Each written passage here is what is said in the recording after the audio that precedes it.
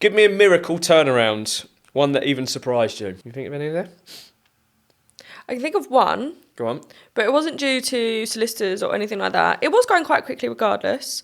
But we had a sale that was accepted, I think it was October. And then very late November, we had a call. So this was a power of attorney one. Mm-hmm. Had a call that unfortunately the lady who owned the property had passed away. Yeah. So it therefore needed to go towards probate. Mm-hmm. Had a conversation with the buyer. They were happy to wait. They just wanted to be kept updated with everything that was going on. Mm-hmm. I looked at this yesterday, so I know the dates. The probate was submitted on the 8th of December, Mm-hmm. and it was back and granted by the 23rd of December. Mm-hmm. It's now exchanging end of the week to complete on the 6th of February. Wicked. Good. And I think, also as well with that one, it's... You never can really prepare yourself for somebody passing away, can you, really, in the deal? No, definitely not. Give me a moment where you were the reason the sale didn't fall through, even if the client never knew it. Stamp duty times. Mm-hmm. Crazy. Everyone was going crazy. This one had a chain where 2 of them were ours, Mm-hmm. and then the top one was a new build. Yep. The seller at the top said, don't worry about it, I'll move out whenever you're... not the seller at the top. So our top one that was moving into the new build said, I'll move out whenever our bottom sale was done. So our seller and the first time buyer. Mm-hmm. Got to that point. I think we was at this point 2.5 weeks away from the stamp duty deadline. Yep. His wasn't ready. Nowhere near ready, actually. And he just decides to throw the bombshell of, I'm not going to move out now, after saying that I will for like months.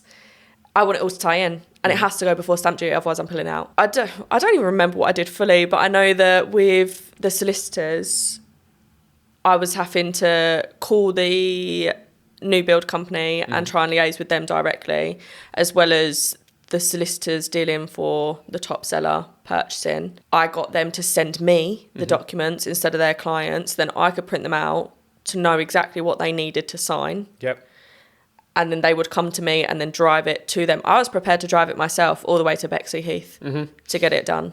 But luckily they had the day off and they were willing to do it themselves. But if those contracts hadn't have got to that solicitor's office on that day, it wasn't happening. And it's always like, again, the amount of times we hear that, if it doesn't get done, it's going to fall through. And again, you sometimes have to take it with a pinch of salt because we hear it so many times and it's just trying to G it along. But the amount of times, there's some conversations that I've had and I'm thinking, oh my God, they mean this. Yeah. And it's like, it's stressful enough as it is, but it's a gamble. It's an educated gamble, I find half the time. It's because like, you have to take it with a bit of seriousness, but you don't want to cause X more stress because they've been in the office crying already. So you have to try and find that balance of when do you actually tell them. And it's like a little bit of a nudge of, I need you to go and do this now. But I'm not going to tell you that this seller is serious on a point of withdrawing. Oh, I have had to before. And it's not just, like, because they don't believe us either, of saying, like, I promise you I have we've sold multiple of this person's properties. Yep. If this is not done, they will pull out. And they're like, yeah. And I'm like, no, please listen to me. They will. I've seen it. I've got a no-nonsense client as well where I've dealt with him since 2007 and I get on really, really well with him. And when he tells me he's going to withdraw, it's like, oh, he will. And the amount of times I've then gone to a conveyancer or I've gone to the other side and said, look, you really need to. And it's like, oh, he won't do it. I'm like, he will. He's done it with me before. Yeah. So if you don't do this, he will withdraw. I went, you can take the risk if you want. I went, but you're the one that's going to have to go and tell your client that you didn't act on what I said that you need to do. And I've got this call recorded. So if you don't, I will pass it on that you've let your client down, because you ultimately have. So again, I will tell them that. Anyhow, right. So let's talk about you, Amber. You're always helping people, which I feel is a massive strength. Thanks. Sometimes a weakness, because you're always helping people. When does that generally change the outcome? That's a loaded question. I added a little bit more to it. When does that generally change the outcome? I feel like it always changes the outcome. Yeah. Why? Because sometimes if I didn't help, let's talk about clients, for example. If I didn't help in the situation of trying to get them the house and stepping in, could not have got the house, could Yeah. have fallen through. And with our team, they might not know how to do something, so I help, show them how, and from there on out, they know how. Yeah, I ultimately, the one key thing for me that just springs to mind is you care. Yeah, I do. That's my word of the year. There you go. Oh yeah, I forgot about that. Yeah, but no, I genuinely do think it is. It should be another word now. I should have challenged you on that because you just do that anyway. Anyhow, your loyalty and commitment show up when chains wobble. How does that look behind the scenes? I don't know how to answer that. I don't think just like constantly calling, emailing, trying to get the answers for people because I know what they need and when they need to be in by and defending them as well. If people are like, my seller just says no, okay, my seller has a reason. I think also the joy and the input I would have on that is I find it frustrating because you never get stressed. I think that's... I do. Yeah, I have seen you before where I've had to like calm you down, but it's very rare in the nearly 3 years you've been with me that I've ever seen you stressed. So when I can see you are, then it must be serious. But generally, I think that is something that personally, when you've got somebody there on the other end of the phone, either crying or shouting at you, to have that calm, certainly helps. What's something in sales progression so ridiculous it makes you laugh? The word cot. I remember when I first received an email saying we have to submit our cot. And I looked at you and I was like, why the hell are they talking about a cot? Yeah. There's no babies involved in this. I don't understand what a cot is.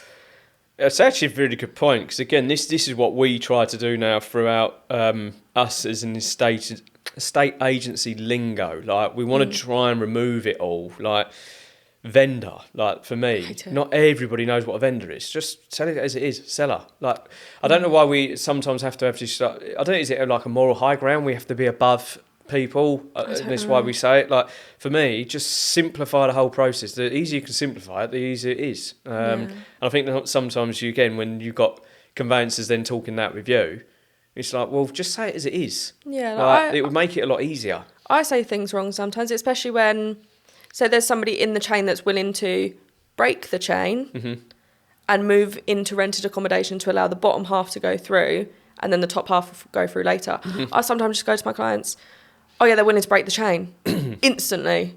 Oh my God, what does that mean? Does that mean it's going to fall through? And I forget that people don't understand the wording, and I should not just say break the chain because that sounds bad. You're spot on with that. But how many people say that and don't do it? Yeah. We won't talk that one. Yeah. What belief did you have starting out that your experience has completely changed? I didn't have a belief. Okay. The only house sale that I really was like involved in was when my mum moved back in 2020 and she actually used Harrison's. Did she? I never knew that. You never told me that. I have. Because it was the white and green boards. No, I think it was Ryan. But all I remember was Ryan coming round to do the valuation, which is as I knew it back then. We don't use that word. No. My mum telling me all the time to clean my room because my room was disgusting, so everything went into a wardrobe. And then we were picking up the keys. That's it. I don't remember anything else, and that's the only house sale that I've been like old enough to remember. Like my grandparents have moved a couple of times, and all I know is that they just got in a van and drove down. Can you remember what? So going into it, going back nearly 3 years ago. So what was your views of what a state agency was? Because I've always said it, and I think sometimes like Selling Sunset and these programs like that paint a completely different picture about what the housing market is all about, especially in the UK. I was going to say, there's nothing that glamorises the UK selling house experiences there, because I don't actually think you can. No. There's no way that you can. Some people have easy moves. I personally had an easy move. I was buying as a first-time buyer from a company who had bought the house off of auction. They wanted it gone super quick. They wanted it done within 4 weeks. My partner's a solicitor. He got his company to do it. Yeah. Obviously, he can't do it himself. And it was done within 4 weeks. No problems, nothing. Perfect. Yeah. So it can be really, really easy for people.